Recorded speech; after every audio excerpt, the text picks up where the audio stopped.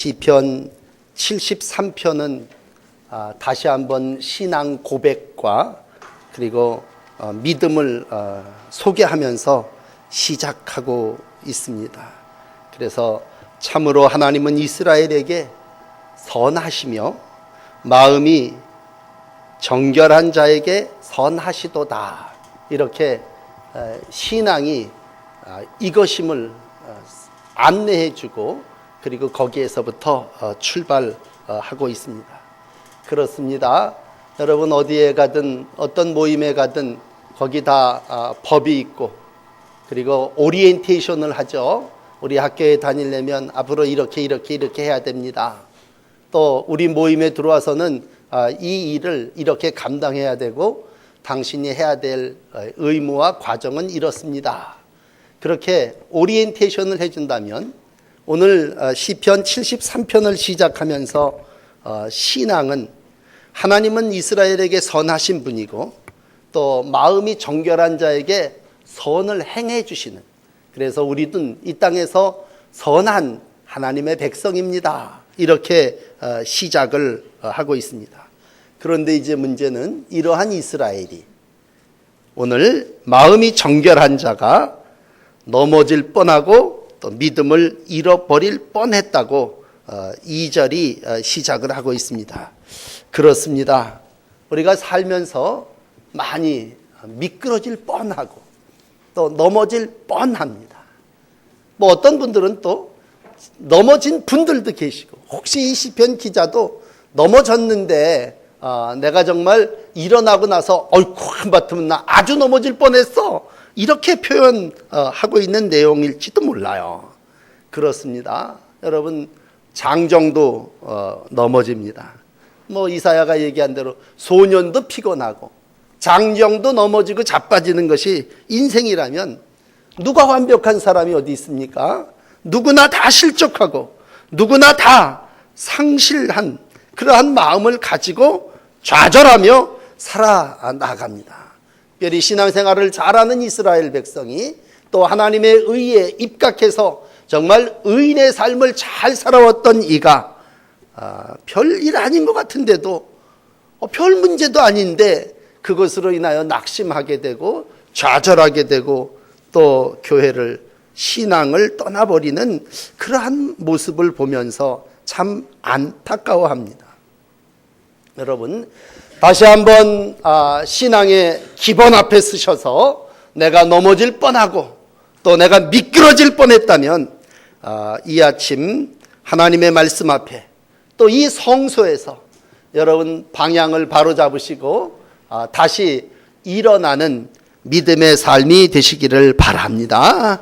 그래서 오늘 교회 안에서도 부조리가 있고요, 악이 있습니다. 그래서 낙심하는 분들이 계십니다. 개인적으로 가장 믿었던 사람에게 실망하고 또 낙심하고 넘어지는 그러한 경우도 있습니다.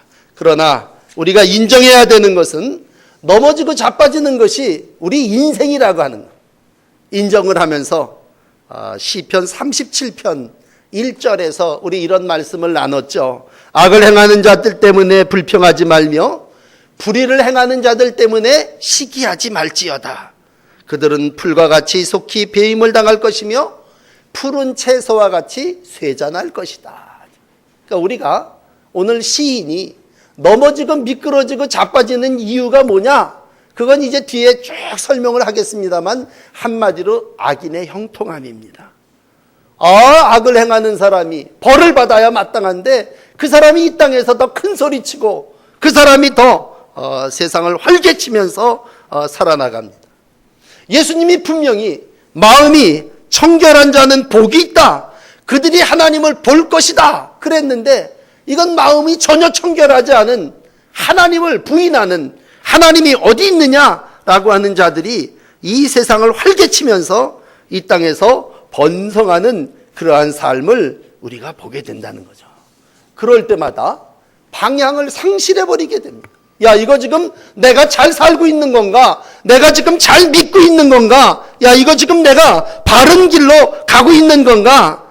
방향을 잃어버리면, 여러분 이 방향을 잃어버리는 사람이 이제 뒤에도 말씀드리겠지만 혼자 생각하면요, 방향을 찾을 수가 없어요. 어디 지침서가 있어야 되고, 오리엔테이션 받은 대로 다시 원점으로 돌아가야 되고, 그리고 성서에 들어가야 되고, 그리고 지인에게 물어야 되고, 우리가 함께 의논해야 되는데, 안타까운 것은 이번 주간에도 어떤 분이 생을 마감하고 자살을 했다면 그 사람이 뭐예요? 방향을 상실해버린 겁니다. 아주 잘 살던 분인데 오히려 남을 훈육하고 가르치는 그러한 분이었는데 그냥 넘어지더니 일어나지를 못하는 그러한 모습을 보게 됩니다. 우리는 그러한 모습이 세상의 모습이라면 다시 교회 안으로 들어와서 영적으로는 어떻습니까? 신앙에도 위기가 옵니다. 여러분, 영적으로도 위기가 옵니다. 그러나 우리가 하나님은 이스라엘에게 선을 행하시는 분이십니다. 그러나 나는 거의 실족할 뻔했다고 할 때 이 시인도 분명히 입으로는 정답을 말하고 옳은 신앙 고백을 했지만 그에게도 실족할 뻔, 미끄러질 뻔한 일들이 일어났다고 하는 것입니다. 여러분, 세상을 살면서 얼마나 여러분들을 뒤흔드는 사건, 사고들이 많이 일어납니까? 많은 일들이. 정말 이 세상이 소돔과 고모라와 같은 문화 속에 살아나간다면 가만히 있으면 미끄러지고 실족하고 넘어질 수밖에 없습니다. 더군다나 하나님을 멀리하고 주일이라도 성전에도 한번 빠지고 나면요, 점점 더 하나님으로부터 멀어지게 되고 세상과 가까운 그러한 날들을 살아나가게 되죠. 오늘 이 시편 73편은 이제 오후 예배에 마감을 하겠습니다만 맨 끝에 28절에 가서 결국 결론은 하나님을 가까이 함이 내게 복이다. 그렇게 오늘 결론을 냅니다.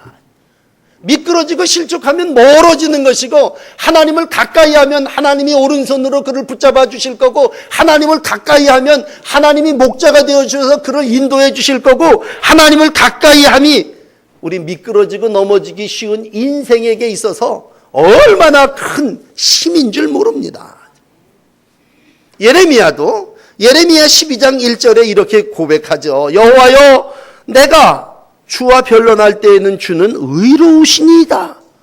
그러나 내가 주님께 질문 하나 드리겠는데, 악한 자들의 길이 형통하며 반역한 자들이 다 평안한 것은 무슨 까닭입니까? 그러니까 예레미야도 똑같은 질문을 하고 있는 거예요. 하나님, 지금 내가 두 눈을 부릅뜨고 의로운 삶을, 선한 길을 살아나가면서 내 눈으로 보니까 악인이 더 잘 되고 있으면 어찌입니까? 그렇습니다. 여러분, 우리는 이제 둘을 바라보죠. 하나는 악인을 바라보고 또 하나는 나를 바라보고, 오늘 이제 영적으로 마지막으로는 우리는 주님을 바라보죠. 우리가 늘 이 땅을 살아나가며 방향을 잃어버리게 될 때는 언제냐? 여러분, 악인을 바라볼 때 방향을 잃어버리게 됩니다. 또 나를 바라볼 때도 내 방향을 잘 가늠하기 쉽지 않습니다. 그러나 오늘 결론은 하나님을 바라볼 때 여러분들은 올바른 방향으로 일어설 수 있고 하나님이 우리 가운데 예비하신 길로 갈 수 있습니다. 오늘 여기 먼저 2절에 보시면 이제 악인이 형통합니다. 악인이 형통하든 말든 그게 나하고 무슨 상관입니까? 그런데도 내가 악인을 바라보니 악인이 형통하다란 말이에요. 이 형통하다는 말은 원뜻은 샬롬이에요. 악인이 편안하게 잘 살아요. 나만 지금 지질이 고생하고 고통스럽습니다. 오히려 악인은요, 내가 이렇게 자세히 두 눈을 부릅뜨고 보니까 오만하기 그지없습니다. 강포합니다. 이제 뒤에 계속 여러분 시편 73편을 설교하겠습니다만 6절에 보시면 교만이 목걸이요 강포가 옷이다, 그렇게 설명하고 있습니다.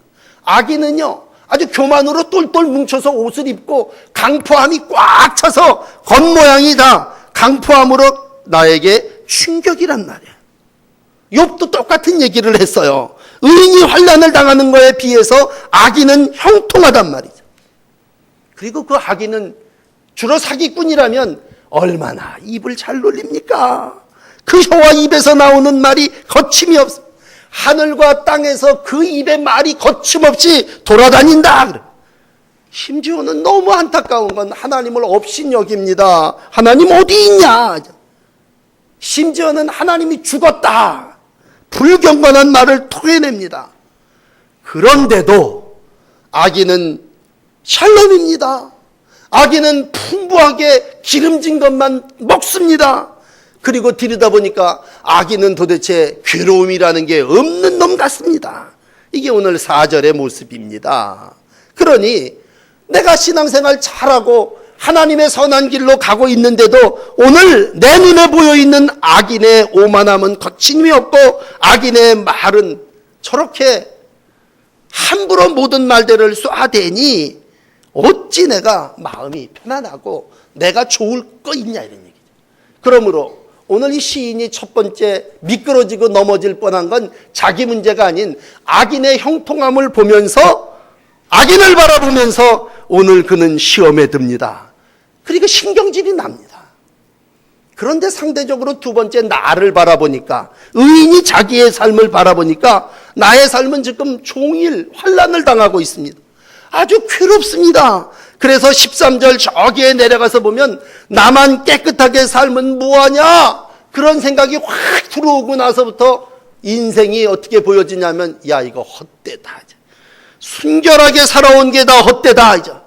저 하나님이 없다고 거짓부랑대면서 저 하나님을 부인하고 막 살아온 저놈도 저렇게 잘 먹고 잘 살고 인정받고 좋은 자리에 올라가는데, 난 하나님의 선하심을 인정하며 순결하게 살아온 거 이거 다 헛거 아니냐. 저거하고 나하고 악인하고 의인하고 비교를 해보면서 오늘 너무나 화딱지가 나는 거죠. 그러면 이제 완전히 방향을 잃어버리게 되는 거예요. 이렇게 살아서 뭐하냐, 바르게 산다고 누가 날 알아주냐. 완전한 방향을 상실하고 혼란과 그리고 헛되게 보여지는 그러한 삶을 살 때, 오늘 다시 2절로 돌아가셔서 나는 거의 실족할 뻔하였다 라고 고백하고 있습니다. 한바트면 나를 보고 악인을 바라보면서 넘어지고 자빠진다, 이런 얘기죠. 그 모습이 오늘 16절에 심한 고통이었다고 토로하고 있습니다. 그렇습니다. 여러분, 세상을 살면서 환난을 당할 때마다 다시 한번 우리는 심한 고통을 느끼게 됩니다. 왜 내가 이런 고통을 당해야 됩니까? 그리고 우리는 절규하면서 하나님으로부터 점점점 멀어지게 됩니다. 그런데 이제 오늘 세 번째 여러분에게 드리려고 하는 오늘의 결론의 말씀은 그렇습니다. 그렇다면 참으로 하나님은 이러한 의인에 대해서 어떻게 하시느냐라고 할 때 너무나 다행스러운 건요, 너무나 감사한 건요, 이 시인이, 이 의인이 하나님이 참이십니다 그렇게 고백했던 사람이 오늘 넘어질 뻔한 그 자리에서 넘어지지 않고 일어나서 그 몸을 이끌고 어디로 갑니까? 성소에 들어가게 됩니다. 성소에. 오늘 여러분 17절을 보시면 이 시인이 하나님의 성소에서 자기의 새 방향, 자기의 모든 혼란, 자기의 모든 혼돈, 이런 것들을 다 정리하게 됩니다. 여러분, 인생을 함께 살아나가며 여러분들에게 드리는 말씀은 악인을 바라보면 어지럽습니다. 의로운 나만 바라보면 여러분 자괴감에 빠지기 쉽습니다. 그러나 이 아침 예배하는 성소에 올라오신 여러분, 하나님을 바라보면 하나님만이 참이시고 하나님만이 여러분의 갈 길 방향을 바르게 인도해 주십니다. 그러므로 하나님께 나오신다라고 하는 건 하나님을 바라보는 것이에요. 여러분들의 모든 의심, 여러분들이 가지고 있는 회의, 내가 어떻게 갈팡질팡해야 될 때 하나님께 기리고 하나님 모든 일들을 해결하는 열쇠가 되어집니다. 그러므로 사랑하는 여러분들이요, 성소에 올라오는 것을 멈추지 마시고 악인을 바라보지 마시고 나를 바라보지 마시고 오늘도 이 성소에서 하나님을 바라보시며 하나님이 나에게 길 되심을, 하나님이 진리이심을 확인하시는 복된 하나님의 자녀들이 되시기를 바랍니다. 오늘 이 말씀을 듣는 여러분들이요, 여러분 말씀을 듣고 설교를 듣는 것도 중요해요. 그러나 이거보다 더 중요한 것은 내가 생각하고 깨닫는 것입니다. 아무리 좋은 말씀, 많은 말씀을 배우고 연구하면 뭐합니까? 이 말씀이 나한테 깨달음이 오지 않는다면 오늘 이 시인은 성소에 들어가서 내가 그들의 종말을 깨달았나이다. 건너뛰어서 17절에 오늘 마감을 해드리고 싶은데 이 시인은요 성소에 들어가서 깨달았습니다. 여러분 깨닫는 믿음이 여러분 가운데 하나님으로부터 있어지시기를 바랍니다. 깨닫는 것이 모든 고민을 해결하는 거고요. 모든 실족과 넘어짐을 해결하는 겁니다. 평생을 교회 다녀도 깨닫지 못한다면 우리는 바른 방향, 새 방향으로 나아갈 수가 없습니다. 또 하나의 팁을 드린다면 여러분 깨달음이 성소에서 있다면 분명한 것은 아까도 말씀드렸지만 여러분 하나님의 성소에 와서 하나님과 말씀과 하나님의 종과 주의 길을 함께 가는 성도들과 말씀을 나눈다면요 미끄러질 뻔한 여러분들이 넘어지고 자빠질 뻔한 여러분들이 다시 일어나게 되고 세움을 받게 될 줄을 믿습니다. 그러므로 세상을 살아나가면서 정말 넘어지고 끝이 안 좋은 분들은 누군지 아십니까? 혼자 생각하는 사람입니다. 혼자 생각. 하나님 앞에 나와 깊은 묵상도 물론 중요하지만요. 깨달음이라고 하는 건 내가 들으면서 나는 거고요. 대화를 통해서죠. 기도를 통해서 이루어지는 겁니다. 오늘 이 시인은요 17절에 내가 그들의 종말을 깨달았나이다 라고 했을 때 그 앞에 뒤에 부분은 뭐예요? 종말에 대한 가르침을 누군가가 팁으로 주고 있습니다. 야, 악인의 번성은 영원한 것이 아니다. 의인의 고통에는 끝이 있단다. 누군가가 결국에 가서 마지막을 일러주는 거예요. 야, 너 지금 악인이 저렇게 형통함을 보지만 조금 지나봐라. 악인에게는 미래가 없단다. 야, 악인이 지금 반석 위에 쓴 것처럼 길이 띄고 아주 든든한 것 같지만 악인이 서 있는 것은 미끄러지고 넘어지는 곳이란다. 제가 여러분들에게 자신 있게 오늘 설교할 수 있는 한 가지는 악인에게는 미래가 없습니다. 악인은 이 땅에서 잠깐 흥황하고 번성하고 잘 될지는 모르겠지만 악인의 끝은 멸망이 올시다. 그러나 의인은 이 땅에서 고통, 고난 당하는 것 같지만 그래서 내 마음이 산란하고 내 마음이 내 심장이 복잡한 것 같지만 여러분 의인의 결국은 하나님의 나라요 하나님이 함께 하심으로 인하여 권능의 손으로 보호함을 받는 줄을 믿습니다. 그러므로 여러분 이 땅에서 잠깐 이렇게 되어지는 것 같고 착각하지 마세요. 우리의 눈은 멀리 바라봐야 되는 것이고요. 우리의 눈은 하나님이 우리의 날들을 인도해 주심을 보는. 그러니까 이 시인은요. 잠깐 그런 마음 가져서 어휴 내가 잠깐 그래서 악인을 바라보다가 넘어질 뻔했어. 그러니까 자기의 무지와 자기의 불신을 부끄러워하면서 뉘우치는 기절이 21절, 22절의 말씀이에요. 그러면서 다시 한번 딱 붙잡고 일어나서 의인에게 미래가 있구나. 악인은 결국 미끄러질 것이나 이 결국이라는 18절의 말씀은 악인의 결국은 미끄러지는 거고 의인의 결국은 하나님이 오른손으로 붙잡아 주신다고 하는 것입니다.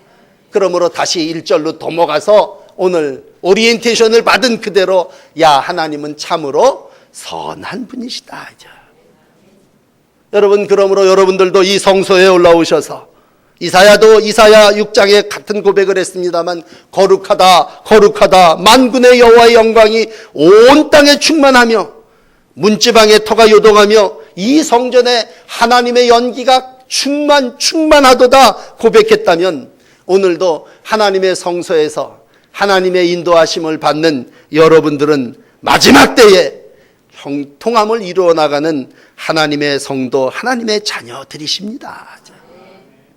바울은 고린도 교인들에게 이 부분을 15장의 부활장으로 이렇게 우리에게 설명하죠. 마지막 날에 주의 부활이 우리 가운데 임하게 될 텐데 내 사랑하는 형제들아 견실하며 흔들리지 말며 항상 주의 일에 더욱 힘쓰는 자들이 되라. 이는 너희 수고가 주 안에서 헛되지 않은 줄 압니다. 그렇습니다. 여러분 살면서 물질적으로 또 건강이 무너지고 또 실족하고 그럴 때 우리 다 균형을 잃어버리고 방향을 잃어버릴 수 있습니다. 그러나 하나 분명한 것은 마음이 정결한 자에게 선하신 하나님은 참으로 함께 하신다고 하는 이 기본 1절의 말씀입니다. 이 성전에 올라오신 여러분들도 오늘 하나님이 마음이 정결한 자에게 선하시다고 하는 깨달음이 함께 하실 줄을 믿습니다. 절대로 혼자 생각하지 마시고 균형과 방향이라고 하는 건 셋이 생각하면 더 균형이 생기는 거고 올바른 방향을 향해서 나아갈 수 있는 겁니다. 앞으로 나가는 우리의 인생에 여러 가지 회의와 의심이 있다면 여러분 얼른 기도하시고 얼른 상담하시고 얼른 하나님과 하나님의 종들과 대화할 때에 내가 인생에 신실하신 하나님이 한 분밖에 없음을 발견하게 될 때에 하나님이 나의 모든 고민을 오늘 해결해 주실 줄을 믿습니다. 짐승은 이 세상을 살아나가면서 무지해요. 그렇기 때문에 모든 걸 먹고 입고 누리는 것으로 끝납니다. 그러나 신실하신 하나님은 오늘도 우리의 육체를 넘어서서 우리의 모든 영을 다 지배하시면서 오늘도 내 마음에 반석이 되어주시고 내 삶의 분깃이 되어주십니다. 그러므로 다시 한번 오늘 말씀을 마감하며 25절의 말씀을 보십시다. 오늘 주보 맨 앞에 여러분 읽는데 하늘에는 주 외에 누가 내게 있으리요 땅에서는 주밖에 내가 사모할이 없나이다. 그렇습니다. 사람을 바라보며 우리는 넘어질 수밖에 없고 또 실망할 수밖에 없지만 하늘에는 주 외에 누가 있으며 땅에서는 주밖에 내 사모할이 없습니다. 이렇게 믿고 신앙생활 하시는 여러분들이 되시기를 바랍니다. 신앙생활이 무슨 졸업이 있습니까? 신앙생활이 무슨 단거리 경주입니까? 장기적으로 마지막까지. 신앙생활의 은퇴가 어디 있습니까? 여러분 일부 예배 때 시편 71편을 읽었지만 하나님 어떤 분이십니까? 태중에서 우리가 조성되기 전부터 지명하여 택하여 부르신 하나님이 우리가 백발이 성성하도록 우리를 인도해 주시고 우리와 동행하시는 분 아니십니까? 모태에서부터 택정하셔가지고 백발이 성성하도록 버리지 않고 함께 하시는 하나님이라면 하나님 내가 현재 당하고 있는 요 짧은 요 인생의 한순간 요것만 보고 어떻게 넘어지고 자빠지고 끝낼 수 있습니까? 그러므로 장거리 경주다. 소설로 얘기하면 장편 소설이다. 그렇게 생각해요. 하나님은 이렇게 짧게 모든 걸 끝내시는 분이 아니라 장편 소설의 저자. 그래서 내 인생의 스토리가 이런 때도 있었지만 오늘 여기 나이가 많이 드신 분들이 나는 일제시대도 살았지만 전쟁도 경험했지만 난리와 기근과 보릿고개도 넘었지만 오늘 여기서 고백하기는 하나님이 참 하나님의 백성에게 있어서 참이시고 신실하신 분이시더라. 야, 그때 젊었을 때 그때는 내 인생이 거기서 끝날 것 같지만 여러분 인생이라고 하는 것이 단거리입니까? 가끔 혼란과 방향 상실 때문에 실족 시험 들을 때도 있지만 우리는 혼란 가운데 다시 하나님이 참이심을 고백하고 하나님이 오직 나의 길이심을 고백한다면 그분만 바라보시고 그분만 사모하시고 다시 한번 하나님 안에서 새로운 방향을 설정하시는 여러분들이 되시기를 바랍니다. 그래서 오늘 이 17절의 말씀처럼 내가 심히 곤란하더니 하나님의 성소에 들어갈 때에야 깨달았노라 라고 하는 말씀이 여러분들의 입술에 고백이 되시기를 축복합니다. 오늘도 어떠한 어려운 일이 있으셨습니까? 어떠한 넘어짐과 실족할 뻔한 사건들이 있으셨습니까? 모순이 가득한 이 현실 속에서 여러분 악인을 바라보지 마시고 문제도 바라보지 마시고 너무 나 중심만으로도 생각하지 마시고 오직 하나님만이 나의 반석, 나의 분깃이라고 신앙 고백해 보십시오. 그 신앙이 참이고 그 하나님이 참이고 오늘도 그 하나님이 여러분들의 미래의 인생을 영생으로까지 인도해 주실 줄을 믿습니다. 하늘에서도 땅에서도 주밖에 없습니다. 이렇게 고백하는 여러분들에게 우리 하나님이 참으로 함께 하신 복된 주의 날이 될 줄을 믿습니다. 기도하십시다.